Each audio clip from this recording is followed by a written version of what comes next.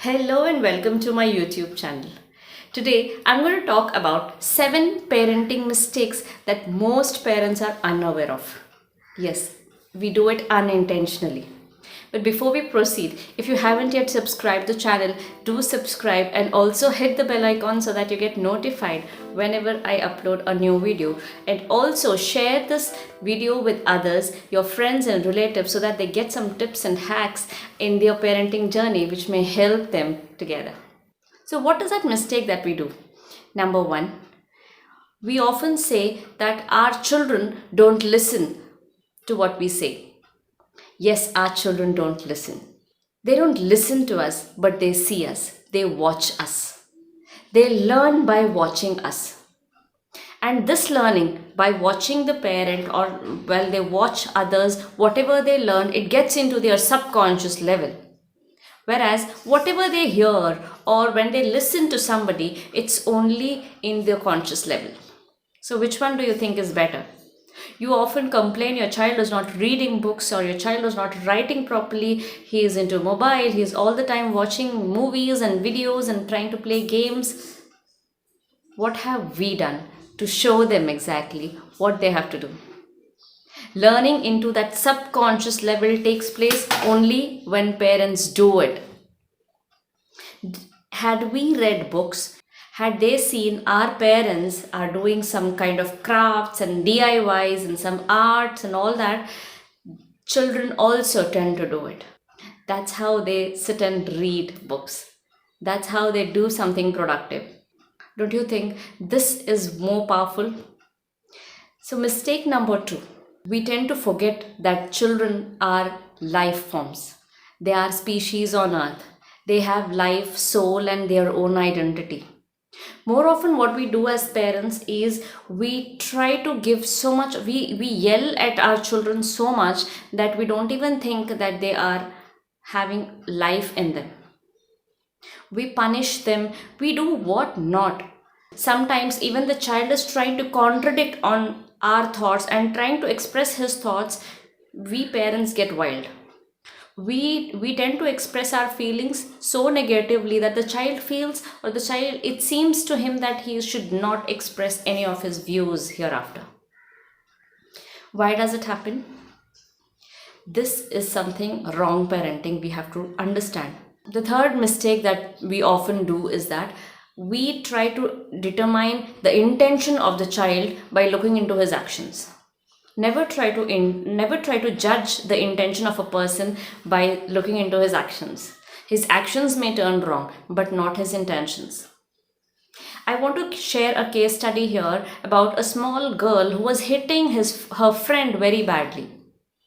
Her teachers also tried to stop her from doing this, but they were not able to. They were forced to call her parent.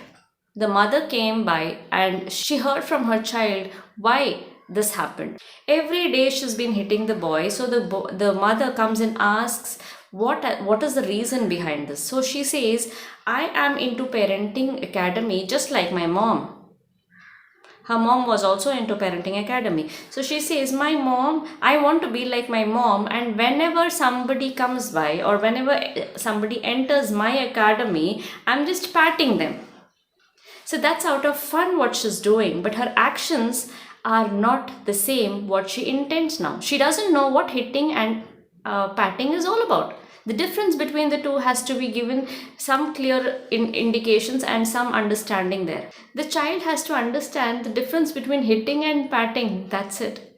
Don't you think life becomes so easy there? Rather than judging the person or judging the child based on whatever she's doing. The behavior that is seen is just 10%. 90% is what that is hidden.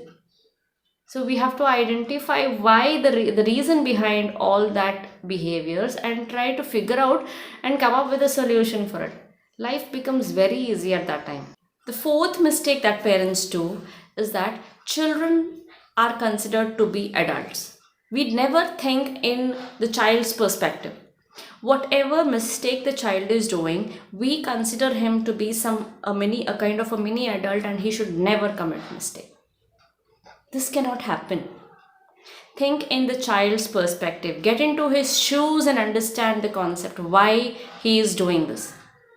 What made him say particular word, or what made him do that behavior?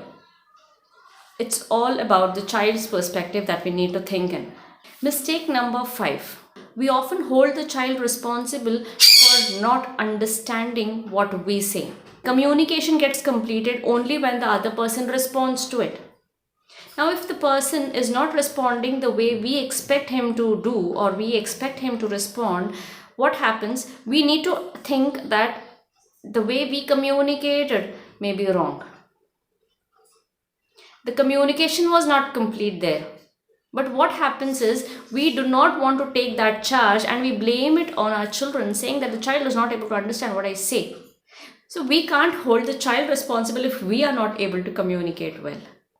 Try to figure out the ways that how can I communicate in a better way so that the child is able to follow it. Try to come up with some solutions there. Try to think in a different perspective now. Mistake number 6, we force our children to do things that they don't want to. For example, there was a boy who was not interested in English at all. He was okay with other subjects. He was able to get some marks in other subjects, but not English.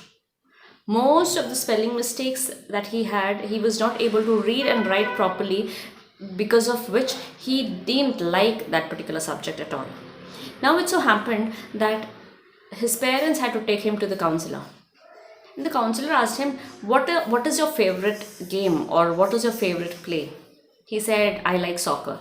Then the counselor said, if you like soccer, you have to go to the international level or not? He said, yes, I want to go. So if you want to become an international player, you have to read all that regulations, the rules and regulations of the soccer board. Now the child started to think, and he said, okay, I have to learn English then. So that life, the thing that is associated the most in his life was about soccer. And now the connection is also given. The child is able to understand why he has to learn English now. Don't you think life becomes easy there? The child has an association. He got the link. Why should I learn English? So he started more learning about it and concentrating more about the idioms and phrases, and also he was able to master English. This is all because we need to associate things. We need to associate things in our life so that we get that connection. We get to know the whys behind it, and then life becomes easy. Mistake number 7. Before even knowing the reason, before even trying to figure out what exactly is the matter, we try to react. That is, we, instead of responding, we react a lot. Sometimes it is overreaction. This is causing a lot of trouble. The child is having low self-esteem because of this. The child cannot face anything with confidence. It's all because the reaction is such that the child feels scared, or the child feels incompetent to express his feelings. When the child is reluctant, or the child is quarreling or fighting, ask the why behind it and then respond to it.